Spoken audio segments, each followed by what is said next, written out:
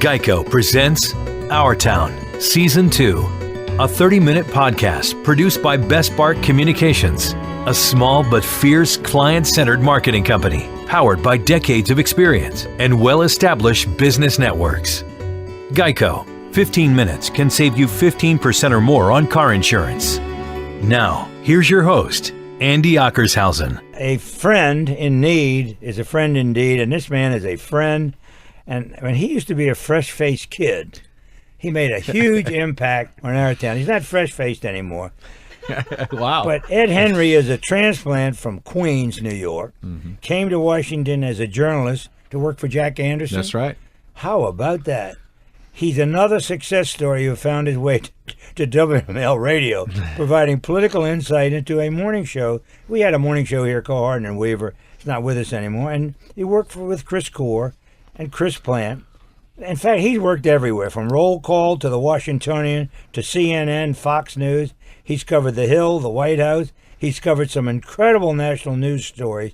And he made news himself with a fabulous new book about Jackie Robinson. Please welcome Ed Henry to our town. Thanks Ed, for having me. The book's called 42 Faith, and you told me you had a little story about Jackie Robinson, because weren't you walking through National Airport? No. When I had invited Howard down to be the... Howard Cosell. To be a coach. There's only one Howard. There's only one Howard to like you. Frank. Everyone else that didn't get to meet him, but you've met everyone. You know who I'm talking about. Yeah, Frank. When I say JB, who sat right in that chair, you know JB, you know the broadcaster. I know JB. He's our guy. Well, Howard and I had to pick him up at the airport, and when he got in, this is before cell phones. This must have been in the early 70s. 72.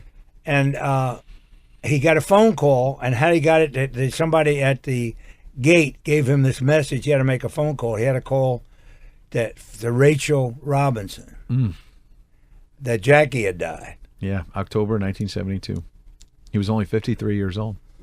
That is incredible. But to be there, to be part of history when he got that message, and he had been close to him. He used to ride the train with him. I didn't know that they lived up at Pound Ridge or someplace. Yeah, it's amazing what, we get into all these different layers of this story, but the old Brooklyn Dodgers of the 40s and 50s, they used to take the subway to Ebbets Field.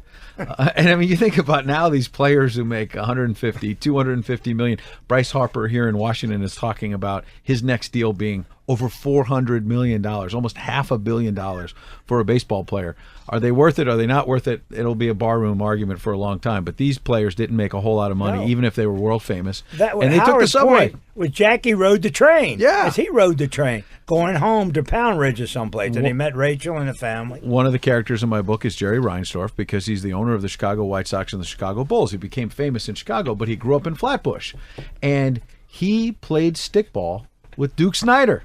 Willie, Mickey, and the Duke. Could you imagine playing stickball now with Jason Worth or Ryan Zimmerman? I mean, I know Ryan a little bit, and he's a great guy. But you don't play stickball in the street. A 10-year-old kid doesn't play stickball with Duke Snider. But Duke Snider lived in a little apartment in Flatbush and took the subway to Ebbets Field.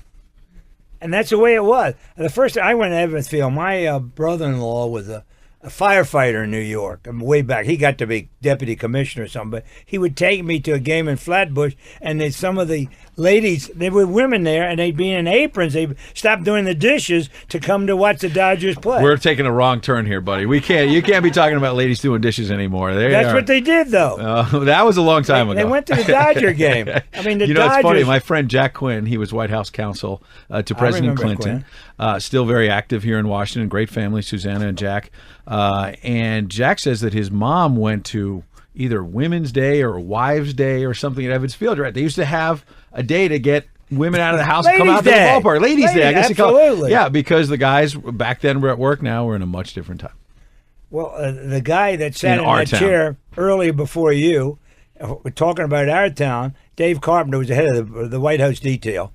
David talked about being at his mother was at a St. Louis Cardinals baseball game when she went into labor for his birth. That's the women in baseball. It's a small world, babe. But Ed, you've done so much to bring Jackie back and bring the idea of Jackie back. And I even got Larry King involved, who probably said he played ball with Larry. He wrote the foreword. Yeah. Larry was Mr. Wonderful when he was in Washington. He pops up everywhere. He used to be at Duke Zebert's, one of your favorite restaurants, right? All the time. He had his own table. Janice will tell you, that Larry King always wanted to be on WMAL. Is that right, Janet? Yeah, overnight. Because she was producing the morning show for years. But this is connecting the dots in Washington, and you're a big part of the dot.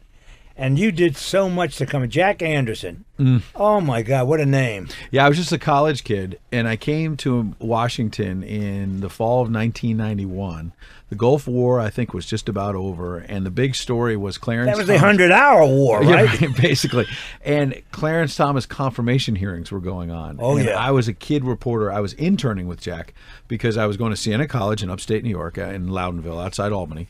Came here to American University for what they call the Washington Semester Program. Instead of going overseas for a semester, you do a semester, quote unquote, abroad in Washington instead of overseas. Gotcha. It was great fun, and you get to pick an internship. I got an internship with Jack Anderson, Pulitzer Wow. Prize-winning investigative columnist. He was winding down by then. He was about 70 years old. So he would have kids like me running around town chasing stories. And literally my first week or so here in Washington, I'm soaking this up thinking this is the greatest thing. And in the daytime, I remember there being this big back and forth with Clarence Thomas. And if you recall, Bush 41 sent Thomas back because Clarence Thomas had been attacked by Anita Hill, and so in an extraordinary move, they said not only he doesn't want to let this wait a day, he's coming back to the Judiciary Committee for like 8, 9 o'clock, which was unheard of, to answer these charges of sexual harassment. I was just a kid, grabbed a couple of my fellow students because I had heard that you can go to congressional hearings, and basically ran up there and waited on the public line, and we get in. What an experience. I sat behind Clarence Thomas when he said this is a high-tech lynching. That was like the big... I was sitting behind him, not right behind him. You probably can't see him, but I was in that room, and I just remember seeing Paul Simon and Joe Biden, and I thought, I'm hooked. I had biggies were all Potomac there. fever. Oh, it was... That was a time. I remember that so vividly. Yeah, and look, it was obviously also a time when a lot of people feel the whole partisanship deal just got worse and worse and worse. That came after Bork and all a whole series of nasty events. However, for me, as a reporter, seeing both sides go at it, the gladiators, Must have been I was a hooked. world. I always loved George H.W. and still do, but when he said that Clarence Thomas is not the best black man, he's the best man in America for the job, he went too far, and that lost me. He didn't have to do that, but he did it. You recall that? Yeah, I remember he made the statement, and look, it was a more genteel they hung him with it, error too. in politics, more genteel. I mean, Bush 41. I mean, his interactions with the press. When you look at President Trump now, and the failing New York Times, and your fake media, and all of this.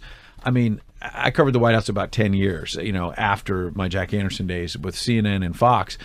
And I remember guys on the beat and ladies as well. Ann Compton from ABC News. Neighbor, we know I say Ann. ladies because we talk about She ladies. was on women WMAL beat. every day. And Ann Compton, great reporter. And she basically talked about going to Bush 41's compound in Kennebunkport and being invited to like these off-the-record barbecues. And you figure you're going to go there and there'll be somebody, cooking, and the Bushes were so wealthy and this whole image that everyone had. No, they go in the backyard and Bush 41 is flipping the burgers, literally, for the press and drinking beer out of a can. I mean, that's a story I heard from a whole bunch of reporters covering those days. And it's interesting because his public image was of this sort of detached, rich guy who didn't understand. I'm not saying just because he drank beer out of a can, he understood the middle class. He was a rich guy who had this wonderful compound in Kennebunkport. Right. However, you know him a lot better than I. I know him only a little bit. Bush 41 was a very direct, sincere person. Oh. Write the letter to you, handwritten. Yeah, the things that George, H.W. was so important to our town, and and I played tennis with him. I got invited to play on the White House courts. I wasn't a great player, but George was a very good player, and the Secretary of State was his partner too. Did you know that they won doubles in Texas and everything? I vaguely remember, wasn't it when President Reagan got shot? Was Bush 41 traveling, and that's why Al Haig said, I have to, I'm in charge. But there was another time where I think President Reagan had surgery, and there was some confusion about whether they were going to invoke the amendment when he was to under. pass on the powers. But my recollection is that Bush 41 was playing tennis and got hurt and got knocked out or something. So the president and the vice president were both out for a brief time. Well, he fell off the platform in Japan. Were you on that trip? I wasn't. I was too young by then. He fell off the platform. He fell out of a chair. Oh, I mean, when I worked at CNN, I had friends who were older than I and were in the sort of the control room at CNN watching the tape feed in from Japan. It's the middle of the night in the United States, and there's reports that the president has collapsed at this dinner. The video shows him looking like he's half dead. Awful. And I spoke to people at CNN, and remember, CNN was like basically the only cable news network at that time. This would have been 90, 91. And there were people who tell me they were about to go on the air with a rumor that President Bush had died. Because he was out cold. That, correct. And they almost did it. And somebody somewhere on the line said, "Stop. We need to get more confirmation on this." And thank God they held the story, because he was very much alive. Well, that taught me a lesson. You got to verify these stories. Even if your mom tells you, checking it out. But the Ed Henry that began in Queens, New York. Astoria, yeah. Astoria. I had lunch. Janice and I had lunch with in Astoria one time. We went to New York to cover the. See how these dots all connect? We went up to cover Reagan and the Statue of Liberty. We did a remote big anniversary with Hardin and Weaver. You know what's funny is I've been listening to Our Town, and that's why I'm really glad to be invited, because of the 42 Faith. And I go back and forth between DC and New York for Fox to host various programs and stuff. And I listen to a lot of podcasts, including yours. And, Tommy Giacomo and Donald Dell, who's a friend of mine. We played golf a couple of times. Great guy. And these stories are great. But what's funny is that most of these stories come back to you eating somewhere. Duke Siebert's, the Palm, and you know what? In fact, one of your podcasts, it might have been the Giacomo one, got me to read this book about Edward Bennett Williams, because No, that wasn't mine, but that's fabulous. No, it was but in the podcast, Tommy Giacomo was telling stories about Edward Bennett Williams, right, and coming into the Palm and crazy stories, and it led me to a few cocktails. Yeah, did Ed. Well, I've been reading this book, The Man to See, which Evan Thomas did. Yeah. It's a fascinating biography of Edward Bennett Williams. I'll bet it is. So he'd hang out at the Palm here and have a few, but then in New York he'd go to Toots Shore, and he'd hang out with Joe DiMaggio, and he's this world famous attorney, unbelievable. Joe D. Well, but growing up in Queens, you went to school, you went to high school, and no. So my parents they thought the American dream would be out on Long Island, and they didn't want me to go to school in the New York City public school. They felt like that would be sort of the next generation. So we moved out to Deer Park. Now it's bilingual. I understand Flushing is like Korea. Queens is an ultimate melting pot. It ties into Jackie Robinson, because a lot of people criticize Branch Rickey, the general manager of the Dodgers, saying that he claimed to be so passionate about breaking the color line and integrating baseball, and yet all those years that he was with the St. Louis Browns and the St. Louis Cardinals, he didn't do a darn thing. Well, I talked to Carl Erskine, one of the last surviving Brooklyn Dodgers, 90 years old. Erskine. He says, look, in St. Louis, it was not a melting pot. There's no way in the 30s and 40s that he could have integrated baseball. But Brooklyn was different. Brooklyn was a melting pot. And you talk about Queens now, Queens, Brooklyn, Staten Island, these boroughs of New York have been melting pots for a long, long time. And so it was a wonderful place for Jackie Robinson and Branch Rickey to come together. And the book, for me, came together. I was at a dinner party here in Washington 10 years ago, 2007. And it's the Belgium ambassador's house. And we talk about food. Yeah, wow, I thought it was going to be a great dinner. Said he serves pigeon. That was strike one.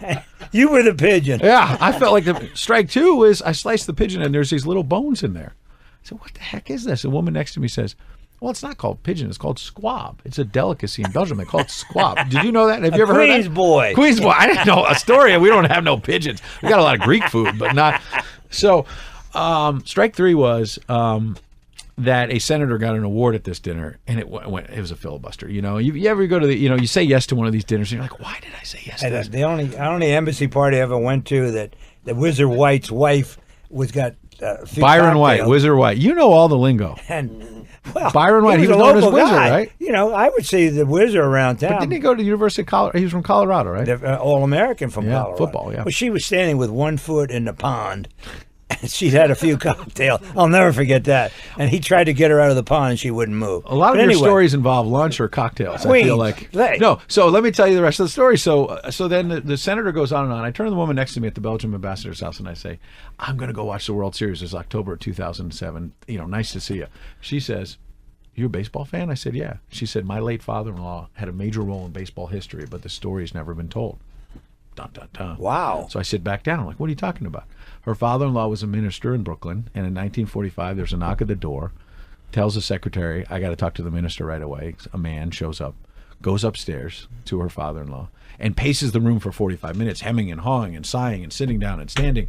And finally, after 45 minutes, this man pounds his fist, says, "I've got it." He starts to kind of tear up, grab his hat, and leave. And so the minister thinks he's got some big problem. He's afraid to confess it. She turned to me. She said, "You know who that man was?" I said, "It was probably Branch Rickey." She said, "Yeah, he had second thoughts and secretly went to this minister and said, 'I'm not sure I could go through with signing Jackie to the first contract.'" But at the end of this 45 minutes, as he's grabbing his hat and going out the door, and he starts crying and says, "I've decided to sign Jackie to the first contract. Hardest decision of my life. Wow. I needed to be in your presence," he says to the minister. "I needed to be in God's presence." That's a great way to So get that's into the book. That's the beginning of the book. So then I explored. But he had been playing professional baseball. Hadn't he been in the Canadian League or something? So this was right. This is 45. Oh, I see. So then he signs him to a minor league contract. I got and it. Jackie, you're right, goes to Montreal to play for the Montreal Royals. And that was the International League, the minor leagues. Right. He's promoted up to the big leagues in April of 47, and that's when we see him trot out. And this is now the beginning of the 70th baseball. anniversary, and that's when the color line is broken. But it led me to think, what if? Well, so Rickey came close to maybe saying, "I can't go through with this." Faith played a big role for him in getting there, but then the thought led me to explore, well, how much did Faith play in Jackie overcoming people shouting the N-word at him, people threatening his life? This is a much different time in America, as you know, 1945, 1947. And I mean, I'll tell you a quick story that I found out on the Rickey side, then we could talk about Robinson later, but Rickey, in the early 1900s, Branch Rickey is a kid on a farm in Ohio, and he goes to his mom and says, "I want to be a big league ball player." And there's an our-town connection to this, by the way, that I'm going to get to. And the mom says, "No way." She's a Methodist. Jackie's mother, Jackie Robinson's mother, a Methodist as well. An interesting little faith connection there. That's why I call it 42 Faith. And the mother of Rickey says, "No way. All ball players do is drink alcohol and swear and party, and you're not doing it." Now, Rickey didn't take no for an answer, as you know, otherwise he wouldn't have broken the color barrier in baseball. He goes to bed, he gets up the next morning and says, "I'll make you a deal. What if you let me chase my dream, and I will never play on Sunday?" His mom goes for it, says, "Okay." So Rickey becomes a big league ball player. He plays for the Highlanders and other teams, but he eventually gets cut for two reasons. One, he doesn't play on Sunday. So the owners say, "We're paying you a full salary, and you're taking every Sunday off." The other guys are playing. But he made a commitment. But he made a commitment to his mom. And when he's with the Dodgers, he's now a big executive. He signs Jackie. They're playing in the World Series almost every year. His grandson, Branch Rickey III, is still alive and told me that even as an executive with the Dodgers, his parents are now dead. Branch Rickey still will not step foot in the ballpark on Sundays to honor that. No matter World Series. No matter what is happening. Now, quick R-Town. Rickey, before he ever became an executive, he was a big league ball player for a brief time, but he gets cut for two reasons. I said, one, because he wouldn't play on Sunday. Number two, in a game against the Washington Senators, he was a catcher. He had such a weak arm, he gave up 13 or 14 consecutive stolen bases. The Washington Post did a story, I found it, saying... Probably Shirley Povich. Shirley Povich probably wrote it. I didn't check the name on it. I should have checked the name on the byline. Story. But yeah, and 14 stolen bases in a row by the Washington Senators. If you're a catcher and you get 14 stolen bases in a row in one game, you're done. And he was done. But it was a blessing in disguise because then he becomes this great executive and he signs Jackie to the first contract. Fabulous executive in baseball. Well, I want to get back to you and Queens before we get too involved with 42. And listen to you, Ed I was Henry. A kid in Astoria, so there's no alcohol involved. No, I hope not. This is Andy Ockerzow, and this is Our Town. You're listening to Love Advice with Leanne. Caller, you're on the air. Hi, Leanne. Longtime listener, first-time caller. Why, in your professional opinion, do you never take my calls off the air? Is this Carl? Yep, it's Carl. I mean, we had a few dates. Everything was great. I thought, Well, you know, when you switch to Geico, you could save a lot of money on car insurance. Okay, awesome. You should call them. I will. Geico, because saving 15% or more on car insurance is always a great answer. You're listening to Our Town. This is Our Town with Ed Henry. It's Andy Ockershausen talking about the early Ed Henry. Now, this comes as maybe as a shock to you, but I remember something about Siena that you probably remember. The head basketball coach at Siena was Jimmy V. Is that correct? I think Jimmy V was at Iona. Oh, is it? I thought it was Siena. Before NC State.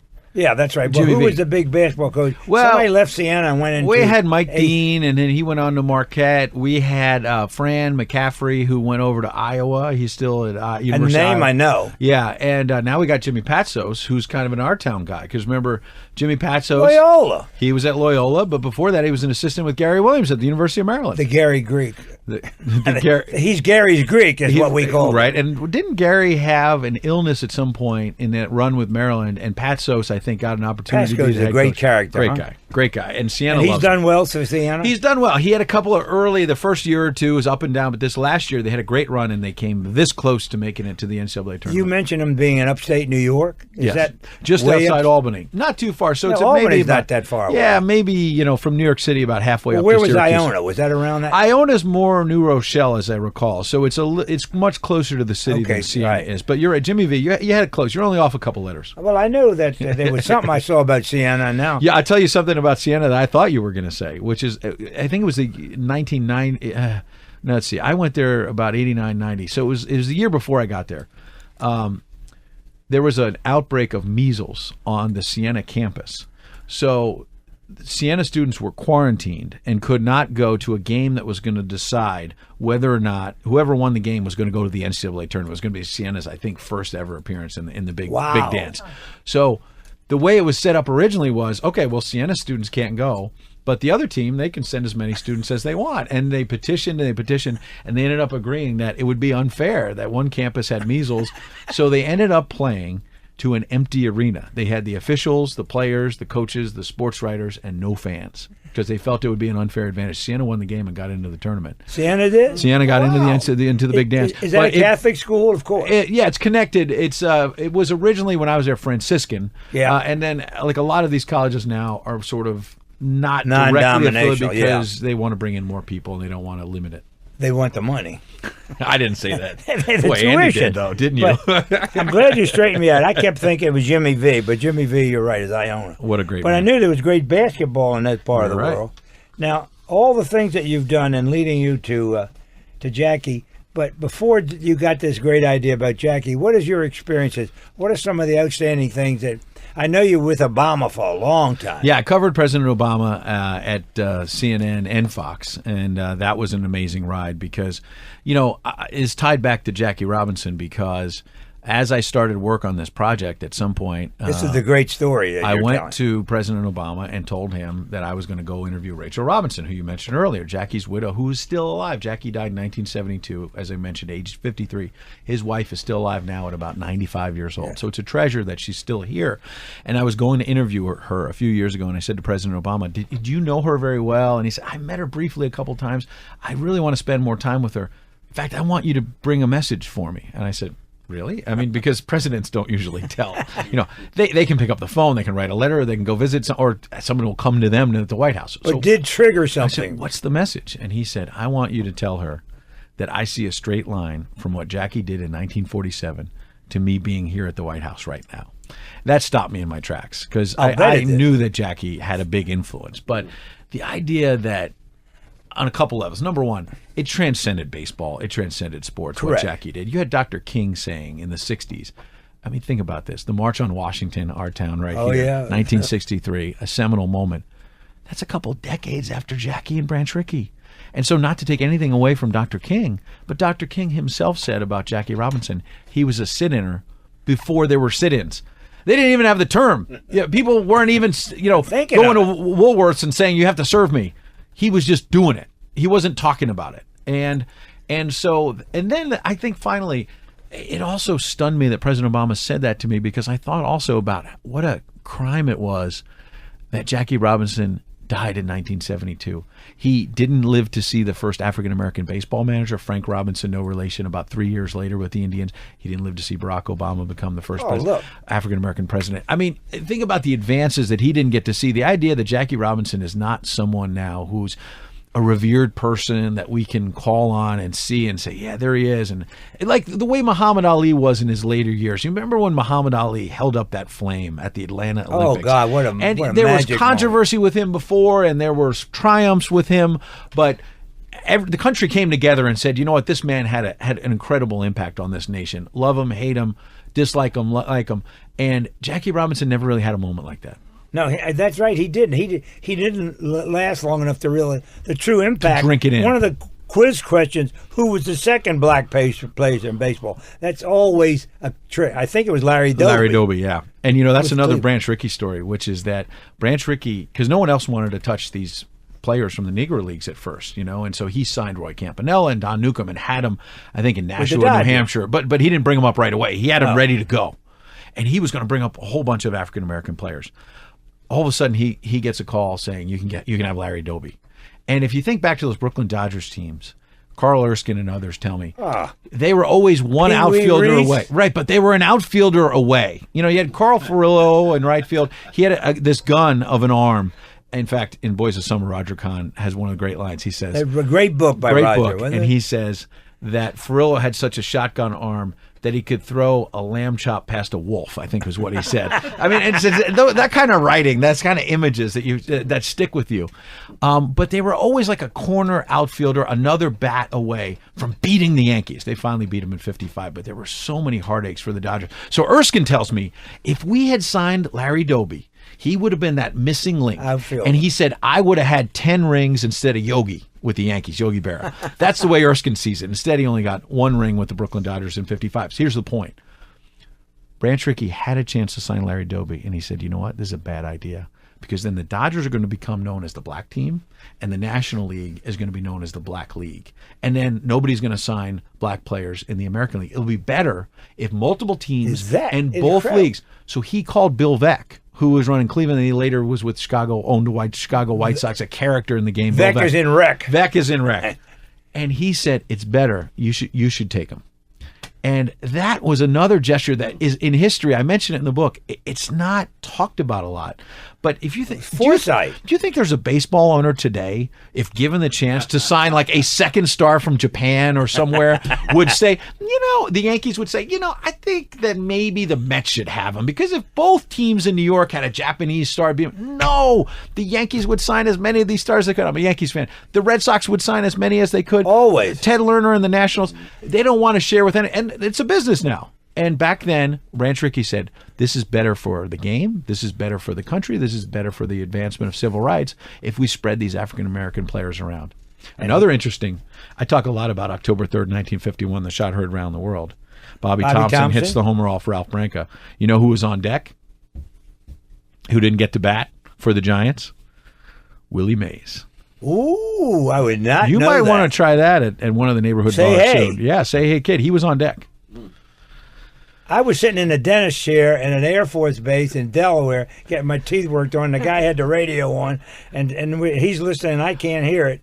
I'll never forget, 1951. That was the game? You heard it? Yeah, well, I couldn't hear it good because he's working on my teeth. But he said Bobby Thompson just hit a home run. This is why I love the podcast, because we go from a lot of things happen. Shot heard around the world to I'm sitting in a dentist chair at an Air Force base in Delaware. Yes. Who starts a story Getting like free that? Free work on my teeth. But 1951. Like in the dots. I talked to Vin Scully, one of the great broadcasters. Oh my God! He talks about Red Barber, the broadcaster before him with the Brooklyn Dodgers, and Red Barber told him, the old redhead. He said, do not become friends with these players, because what happens is you become buddy, then they make an error, and then you let them off the hook, and the listeners are going to know that you're too close to these guys. So Vince Scully tells me he listened to Red Barber except for one exception. He became friends with Ralph Branca, and Ralph and Ann Branca went on a couple double dates with Vince Scully and his girl at the time. So fast forward, October 3rd, 1951, you're in a dentist chair in Delaware. Vince Scully's in the broadcast booth as a backup to Barber. He wasn't calling the game. Branca throws the pitch. Thompson hits the homer. And instinctively, Scully looks down to the wives and girlfriends. Ann Branca was a fiancée at the time, and sees Ann Branca reach into her purse, he says, pull out a white handkerchief, and just start bawling. And he said in that moment, it said everything about how bad this was for Ralph Branca, but also that the old redhead was right. You can't become friends with these guys. Not with the player. Fast forward, the old Polo Grounds. If you wanted to go to the clubhouse, you had to walk out in the field. You had to go to the wall, dirt. and you had to get to the clubhouse. You had to walk up a couple steps, open the wooden door, and there's a couple more steps. So he goes out there to just, I want to get away from Mrs. Branca. And he goes out to the clubhouse. He opens the door, steps up, steps down, and number 13 for Ralph Branca is face down in the clubhouse crying. He says, Vin Scully, he says he had to step over his left arm in order to get in through the clubhouse. He didn't know what to say to his friend. After the game, remember, Branca had dinner set up with his fiancée Ann and a Catholic priest from Fordham. Pat Rowley, I think was his name. And what an interesting moment of fate. You're supposed to have dinner with a Catholic priest after the worst day of your life. He goes up to the priest, Branca, in the parking lot and says, Father, I've done everything right. I've given everything to baseball, and this is the worst day of my life. This is awful. This is the worst day of my life. And the priest says, Ralph, God thinks you're big enough to carry this cross. And he lived the rest of his life, carrying that cross, that he gave up that home run when you were in the dentist chair that could have wrecked his life. But he Branca, and it's a lesson for all of us, and that's why we call it 42 faith. It wasn't just Jackie's faith, Branch Rickey's faith. I think a lot of these players on the Dodgers had remarkable faith. In Branca's case, he was a Catholic. At least he was raised a Catholic. Yeah, right. And in another twist of fate, after another one of these Dodgers-Giants books was written, the author who wrote it, Josh Prager, from the Wall Street Journal, he exposed the fact that the Giants had stolen some of the signs, and so maybe Branca, they cheated, and that's how Thompson maybe knew the fastball was coming. Long story short, he writes the book, talks about Branca's background, and gets contacted by someone who says, wait a second, you said his mother was born here and that knew this person, and that. They start digging around and find out that Branca's mother was actually Jewish. He was raised Catholic, lived his whole life saying that from a Catholic priest, God wanted you to carry this cross as a Catholic. He was actually Jewish, Ralph Branca. Now that is a fabulous story. So I'm telling you, we got a lot of great stories. You're a fountain of information. You got to write more stories. I mean, but to meet with Scully, I mean, that is like Vin Scully, in itself. Carl Erskine. I met him at an IHOP in Anderson, Indiana. Well, 3 remember, hours. Red Barber was Red Barber. The Red Baba. Red Barber. Red Barber also did the Giants after a while, the Yankees. He did the Yankees because he got into a fight with Gillette or somebody about not calling the World Series. And he used to talk about, there's a fight on the field, there's a rhubarb and every term. He was from Alabama, I remember Red Barber. Yeah, Florida and Mississippi. I think he grew up in Florida, but he's from Mississippi. Yeah, he's from the deep South. And here's a real quick funny story is that Rickey is about to sign Jackie after he meets with this minister and everything. He goes to Red Barber. Rickey thought through every part of this. He wanted it to work. And he knew that Red Barber had such a connection with the listeners in Brooklyn and all around New York. And the South, too. And the South, because they listened to the Dodgers games. Millions of people listened to those broadcasts, and TV was just coming on the scene. So he was very powerful, Red Barber. And if Red Barber from the Deep South did not embrace Jackie Robinson, the fans were going to know it. And they would have an excuse to say, I'm not rooting for the black guy. So Rickey pulls him into a restaurant in Brooklyn, sits him, I think it was on Fulton Street, in the back of the restaurant, and says, I got to tell you something. I don't know who it is yet, but I'm bringing the first African-American player, Rickey said to Barber. It's coming. He's coming. Okay, it's going to happen. I'm going to give you a chance right now to walk away. Because if you can't call games with which now sounds absolutely insane, the idea that a white broadcaster couldn't broadcast a game with a black player. But that's the way it was. Right? He said, if you're not going to embrace this, I want you to quit now. We're going to just say you got a better offer somewhere. No one will know it has anything to do with the first black player. And interestingly, Barber's initial reaction was, I don't think I can do it. So he said, let me go home and think about it. He goes home and says to his wife, honey, I don't think I can do this. I think I'm going to quit the Dodgers. And this Red Barber was the Dodgers. His wife said one of the smartest things that a wife could say in this situation. Let's have a martini, Red. Let's think it over. So they had a couple of martinis. He went to bed. He got up the next morning and said, I'm going to keep my job. I'm going to call the games with Jackie. He said it was mere chance, and I talk about this in the book, mere chance that I was born white, he was born black. Mere chance. It was chance. And I think Barber's faith kind of kicked in as well and realized, wait a second here, how could I not call a game just because a black player is on the field? And if you remember, one of the first things Barber said when Jackie came in 47 was, I hope he bats 1,000. Okay, it's impossible. That would mean never making it out. But the sentiment was there that he wanted him to succeed.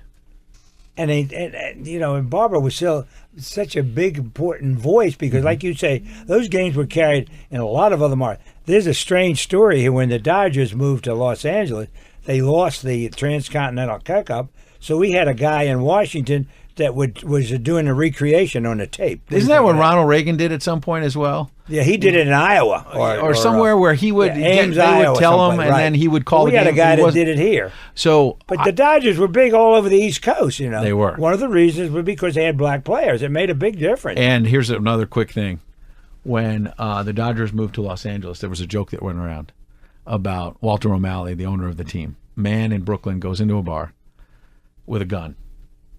He sees Walter O'Malley, Hitler, and Stalin. He's only got 2 bullets. What does he do? Shoots O'Malley twice. Great story.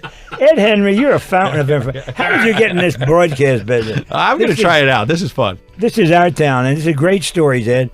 And you got a lot more, and we'll be right back.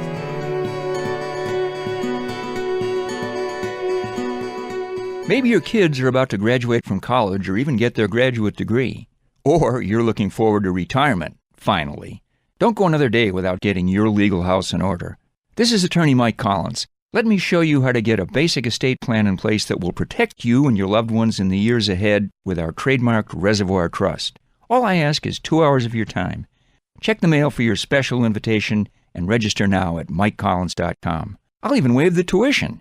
That's MikeCollins.com. Hi, Tony Sybil here to tell everybody about our newest restaurant over off New York Avenue. It's called Ivy City Smokehouse, 1356 Oakey Street Northeast, right next to the Heck Company warehouse. It is terrific, and we have the only seafood smoker in the District of Columbia. So when you go to your grocery stores or your delis, ask for Ivy City products.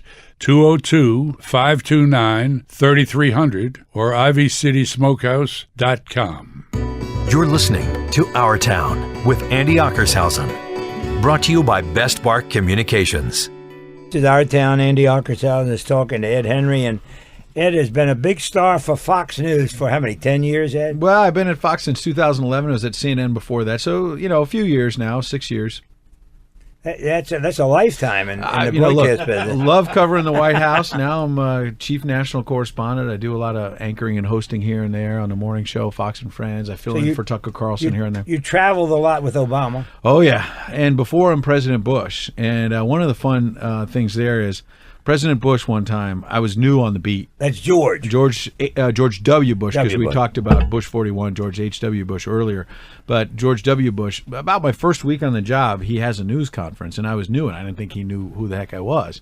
And one of my colleagues said, don't shout at him. Whatever you do, he'll call on you. He's got a list of names. And so we're in the Rose Garden, and at that time, Rumsfeld was running the Iraq War, and things weren't going well. And you had all these generals and admirals had written a letter saying, fire him or whatever. And Bush had put out a statement. They had gone weeks saying, we don't comment on personnel and da-da-da-da-da to dodge it. And then over Easter weekend, the president put out an extraordinary statement from Camp David saying, I stand fully behind my defense secretary, da-da-da-da-da. So I wanted to know, why all of a sudden the change in posture. What took you so long? Yeah, why are you defending your guy now and defend? And so all my colleagues get questions, and nobody asks about that.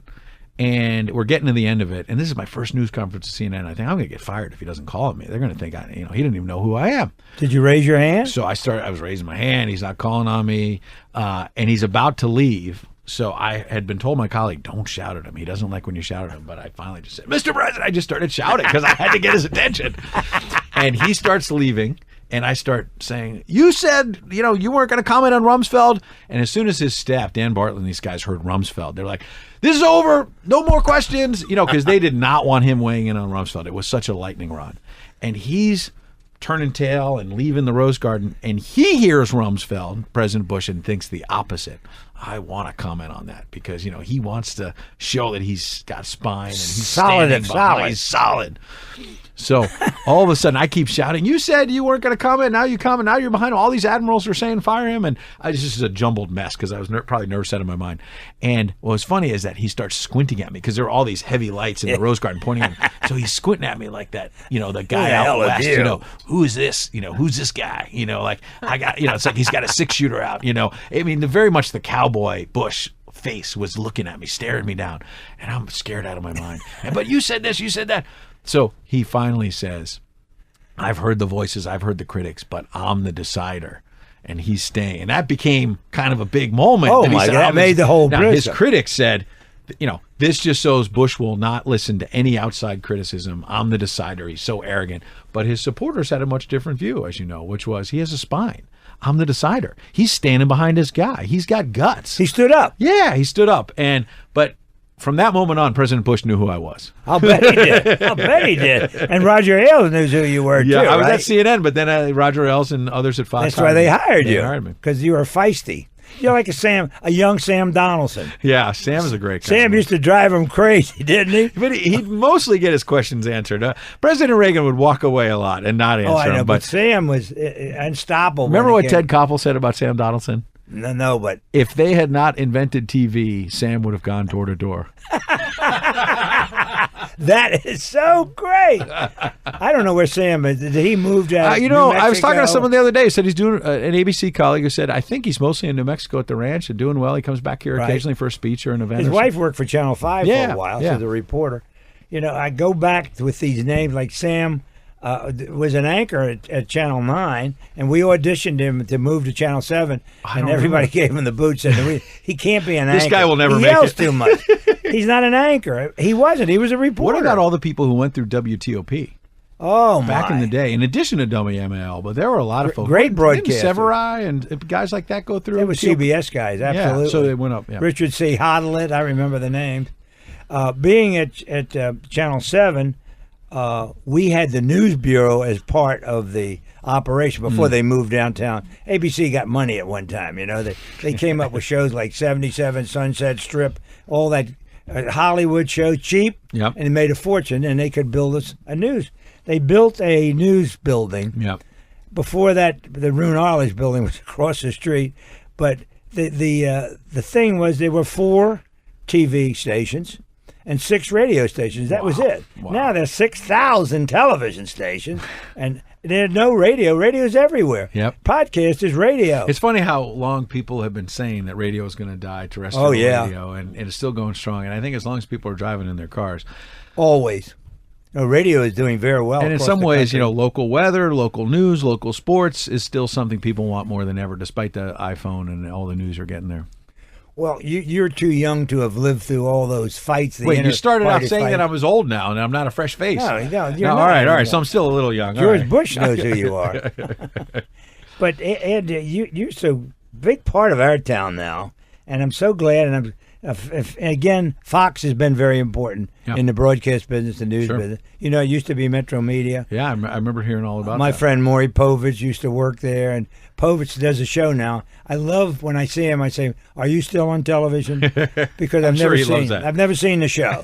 I'm proud of Maury Povich, but I'm more proud of Ed Henry and what you've done. And your book, I'm sure it's a huge seller. It debuted as number 4 on the Washington Post bestseller list, which I'm very grateful for. It has been selling very well. But I think more than anything, it's my first book, and the people who have read it on social media and elsewhere are telling me that they love it. And I don't think they're saying that to puff me up. And people are saying, I have gotten a second copy now because I want to buy it for Father's Day. I want my dad to read about this because he's a baseball fan, or my dad is serious about faith. And so, because what I do is I try to weave together, baseball's the backdrop, but try to weave together how I think Jackie Robinson and Branch Rickey, you couldn't find 2 more different men, white, black, different generations, different parts of the country. What wove them together was a love for this game of baseball and a deep sense of faith. And faith in God, and we don't hear a lot about that these days. You're so right. And I think these 2 men were propelled together in history because they both had a deep faith in God. I mentioned Rickey and his mom. Very short story. Jackie, on his side, he's raised by a single mom in Pasadena, California, and he goes the wrong way. He joins a gang. A lot of people don't realize that. He had a criminal record, but it was a Christian minister named the Reverend Carl Downs who pulled Jackie aside, along with his mother, and said, you're going to waste all this athletic talent. So he makes it to UCLA. Fabulous He listens. athlete. Yeah, and he becomes a 4-letter man, baseball, basketball, football, track and field. Some people say baseball was his 4th sport, that if he had played football, he'd be better than Jim Brown. That's right. He was. If you great, look at the great video of running him back. slashing and all that, but he would get beaten and battered and bruised on the gridiron on Saturday at UCLA. He'd get up on Sunday morning and he would teach Sunday school with the Reverend Carl Downs, the man who had saved him. That kind of commitment. In Pasadena. So he'd get in the car from, UCLA campus or whatever and go to Pasadena on Sunday morning. How many college athletes today are doing that? Not to disparage them, but Jackie, you talked before about the commitment and the devotion that Branch Rickey had to his mom. I think Jackie had that same kind of devotion. And fast forward to when he's with the Dodgers. Rachel Robinson recalls that in that rookie season of 47, Jackie would leave Ebbets Field, go to their tiny apartment in Manhattan, 34th and 6th, Herald Square, right behind Macy's there. And every night before bed, Jackie would get on his hands and knees and pray to God. I'm not saying that made him better than anybody. I'm saying even that was his devotion. It was devotion even when he became famous, even though he was a civil rights icon eventually. Jackie knew there was still a higher being and that he wasn't perfect. He was imperfect. And Ed, as you pointed out, when he was a young man in baseball, he rode public transportation. Yeah, he was on the subway. I tell you, Jerry Reinsdorf, who I said is in the book, he was at Jackie Robinson's first game, so he becomes a big character in my book. Real quick, Reinsdorf is talking about how they're playing stickball all the time with Duke Snider, and one day Duke's playing for the Dodgers, so he's not there. The kids are playing, and all these moms would line up the baby carriages in Flatbush to watch because they wanted Duke Snider to come up because he was young and handsome. Oh, and they were waiting for Duke to show up. So somebody hits a homer, but it lands in a baby carriage. Thankfully, the baby didn't get hurt. There nothing bad happens. A little Spalding, ball. It lands in the baby carriage. The kids go running over to get the ball, and Reinsdorf tells me that one of the moms shuts the baby carriage and says, "I'm not giving the ball back." And they said, "We want to play." Not giving the ball back until Duke Snider comes to grab the ball. So she wanted to meet Duke Snider because she thought he was handsome. And so they had to wait, another 40 minutes or an hour. For the game. Dodger game ends. He showers at Ebbets Field, gets on the subway, a few stops over to Flatbush, and all of a sudden Duke Snider emerges. They get the Spalding, and the kids can play. And America was saved. Everything was great. Everything was right in America again. But this idea that you're playing stickball with one of the guys, Willie Mickey, and riding public transportation, like you say now, they're not in a black sedan like now. It's just incredible what's happened. There's so much money in baseball now, Ed, and everything. Every other sport too. Maybe it was fortunate Jackie came along in the time that it was. There was no public outcry.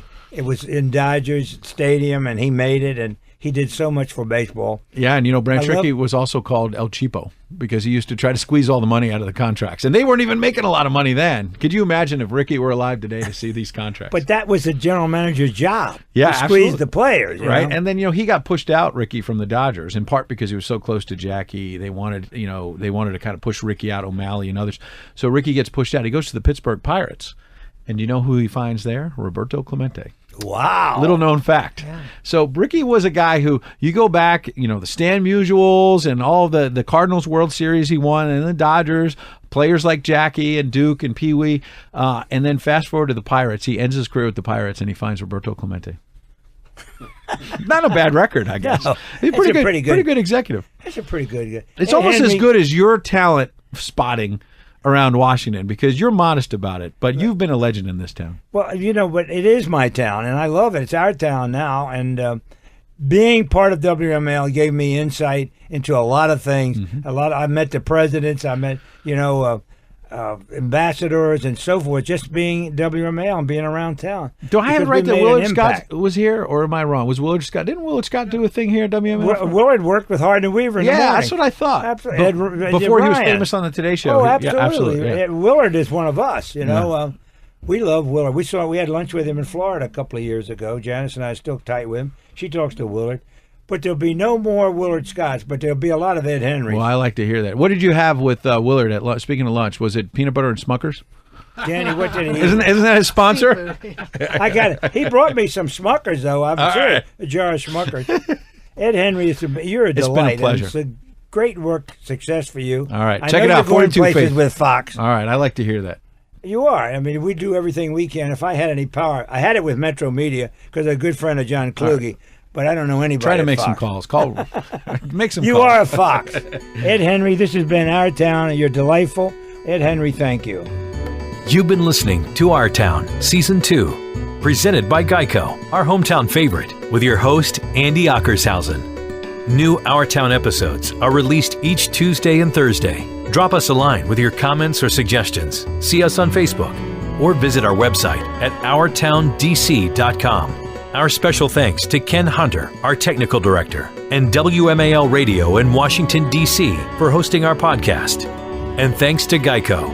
15 minutes can save you 15% or more on car insurance.